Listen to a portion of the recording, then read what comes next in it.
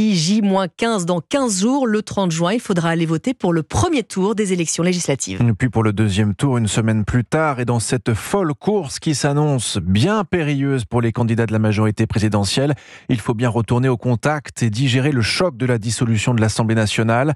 À Marseille, par exemple, dans la 6e circonscription des Bouches-du-Rhône, le député sortant Lionel Royer-Perrot, Renaissance, est déjà sur le terrain pour convaincre à nouveau, 2 ans seulement après son élection.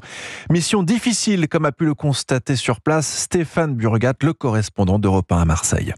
3 semaines pour convaincre et pas 1 minute à perdre pour le député sortant Lionel Royer-Perrot. Il faut s'organiser un peu à la va-vite. J'ai été perturbé parce que personne ne s'attendait à cette dissolution. Donc il y a eu un côté un peu de sidération. Voilà. Après, l'idée c'est vraiment d'être en action-réaction. Donc on est bien obligés les uns et les autres de faire comme on peut. Le voilà donc reparti en campagne avec les moyens du bord. Ce sont des tracts que j'ai fait rapidement compte tenu du contexte pour un premier contact avec les électeurs. Bien évidemment, je vais avoir un tract un peu plus, charpenté dans les jours qui viennent. Ancien maire de secteur, son visage est connu ici. Il compte ainsi sur l'incarnation locale de ce scrutin pour devancer le RN. Je compte sur vous, le 30, je compte sur vous. Certains électeurs adhèrent, mais d'autres s'interrogent. Peut-être que lui, ça fonctionnera, mais je ne sais pas s'il va y avoir un revirement de situation. J'ai l'impression que c'est pas comme les autres élections, c'est pas comme les autres fois, quoi. Là, ils ont pris une bonne claque.